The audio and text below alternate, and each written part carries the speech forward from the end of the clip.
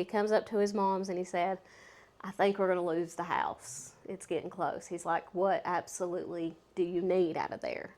And it was literally, I think he ran down the hill, took a big contractor trash bag with him and just started piling it full of just like the girls' tablets. Any clothes. Just anything toys. he could. And I think it was like 10 minutes. It was in the house coming up the vents. Yeah, which that's, was the hardest part, having to pick what of your kids do you save and what do you, just let go. But we got as much as we could in the trash bags and, tried to get what important documents you could think of, social security cards, insurance information for things. Yeah, anything that you could get your hands on.